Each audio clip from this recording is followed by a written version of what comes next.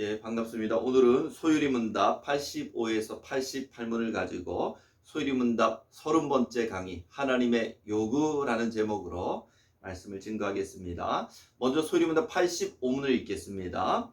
우리가 우리 죄를 인하여 하나님께 받을 진노와 저주를 피하게 하려고 하나님이 우리에게 요구하시는 것은 무엇인가?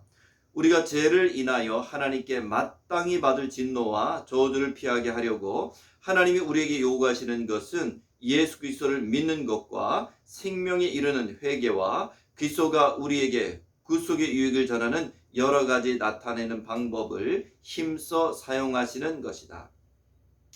간단하게 설명드리면 첫 번째로는 죄로 인해서 하나님의 진노와 저주가 임하게 되었다는 것입니다. 하나님은 공의롭기 때문에 죄를 진 인간에게 심판하시고 진노를 내리실 수밖에 없습니다. 그러나 동시에 이것을 피하는 방법까지도 우리에게 허락해 주셨습니다. 피하는 방법은 세 가지가 있는데 예수님을 믿는 것, 또 회개하는 것, 세 번째는 구속의 유익을 전하는 여러 가지 방법이다라고 했습니다. 나중에는 88문에 나와 있는데 자세히 설명드리겠습니다. 그래서 우리가 하나님의 진노를 받을 수밖에 없지만 예수님을 믿음으로 하나님의 자녀가 되고 회개함으로 우리는 칭의, 의롭다함을 받게 되고 구속의 유익, 이것은 기도와 성례를 통해서 우리는 풍성한 삶을 살 수 있게 됩니다. 이 방법을 사용하라라고 말씀하고 있습니다.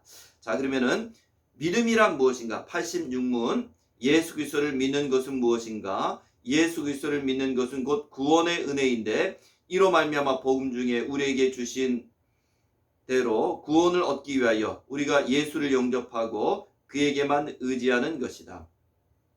첫 번째, 믿는다는 것은 구원의 은혜이다라고 말씀하고 있습니다. 은혜라는 것은 거저주는 선물입니다. 우리가 하나님의 자녀가 되는 것은 어떤 대가를 치르고 아니면 어떤 선을 행해서 어떤 공로로 하나님의 자녀가 되는 것이 아니고 이것은 하나님의 은혜로 하나님의 선물로서 우리가 하나님의 자녀가 되게 되었습니다. 그래서 거저주시는 하나님의 선물이고 은혜입니다. 에베소서 2장 8절 말씀 보니까 너는 은혜에 의하여 믿음으로 말미암아 구원을 받았으니 이것은 너에게서 난 것이 아니고 하나님의 선물이가. 우리가 하나님을 믿게 됐지만 이 믿음까지라도 하나님이 은혜로 주셨다라고 말씀하고 있습니다. 그렇다면 누구에게 하나님을 믿는 믿음을 주십니까? 사도행전 13장 48절 말씀 보니까 이방인들이 듣고 기뻐하여 하나님의 말씀을 찬송하며 영생을 주시기로 작정된 자는 다 믿더라. 아무나 믿는 것은 아닙니다. 우리가 복음을 증거할 때 어떤 사람은 부인하고 어떤 사람은 하나님을 영접합니다. 누가 영접하게 됩니까? 성경에 의하면 하나님이 영생 주시기로 작정된 자, 다른 말로 하면 하나님의 선택된 자가 구원 얻는다라고 말하고 있습니다. 그래서 우리들은 단지 복음을 전할 뿐입니다. 그것을 영접하고 영접하지 않는 것은 하나님의 절대 주권에 달려 있다라고 볼 수 있습니다. 그래서 믿지 않더라도 낙심하지 않고 열심히 증거하는 것이 필요합니다.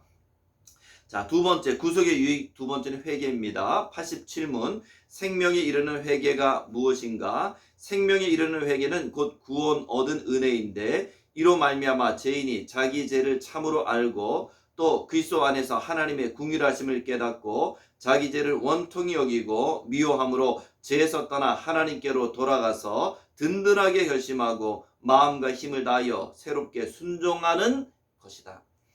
좀 제가 나눠 설명을 드리면은 회개라는 것은 무엇이냐? 첫 번째는 자신의 죄를 참으로 알아야 된다.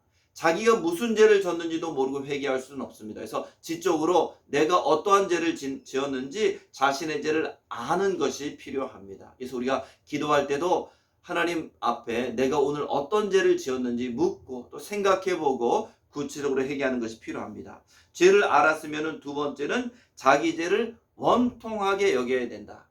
그저 뭐 아무 일 없는 것처럼 일상적인 것처럼 그저 회개하고 넘어가는 것이 아니고 애통하게 여겨야 된다 말씀하고 있는데 팔복의 두 번째 복이 애통하는 자는 복이 있다라고 말하고 있습니다. 죄를 마음 아프게 생각해야 됩니다. 세 번째는 죄에서 떠나야 된다 말하고 있습니다. 참된 회개라는 것은 죄를 버리는 것을 의미합니다.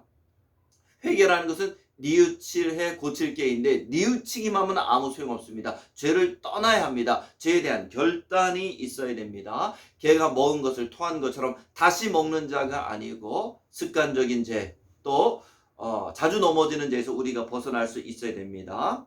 네 번째는 든든하게 결심해야 된다. 다니엘도 거룩하게 살기 위해서 뜻을 정했다 했는데 그런 거룩한 결심, 그런 결심이 필요합니다. 또 다섯 번째는 마음과 힘을 다하여 새롭게 순종하는 것이다. 이제 죄를 버렸으면은 이제 마음을 다해서 순종하는 삶으로 나가는 것이 필요합니다. 자, 88문 보겠습니다. 그리스도께서 우리에게 구원의 유익을 전하시려고 나타내시는 보통 방법은 무엇인가? 그리스도께서 우리에게 구원의 유익을 전하시려고 나타내시는 보통의 방법은 그의 규례인데 특별히 하나님의 말씀과 성례와 기도이다. 이것이 그 택하신 자에게 효력이 되어 구원을 얻게 한다.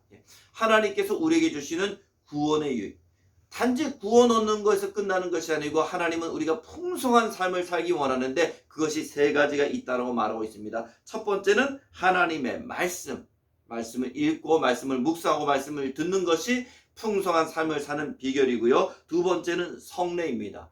성례라는 것은 세례와 성찬으로 볼 수 있는데 카톨릭에서는 말씀을 버렸고 우리 개신교회는 성례를 소홀히 하는 것이 문제점입니다. 카톨릭에서는 매주 성찬식을 하는데 개신교회에서도 조금 더 자주 하는 것이 필요하고 성찬식은 하나님의 은혜의 통로라는 거 꼭 기억하시기 바랍니다. 세 번째는 기도이다. 기도를 통해서 우리는 풍성한 삶을 살게 됩니다. 문제가 있을 때마다 기도하는 것이 아니고 날마다 기도하고 예수님께서 이 땅에 사셨을 때 새벽에 기도하고 산에서 기도하고 철야에서 기도하고 금식함으로 기도하고 간절히 부르짖어 기도했던 것처럼 우리도 그렇게 기도할 때 풍성한 삶, 승리하는 삶을 살 수 있게 됩니다. 그래서 오늘은 제 30강 하나님의 요구에 대해 살펴보았고 다음 주에 또 뵙겠습니다. 감사합니다.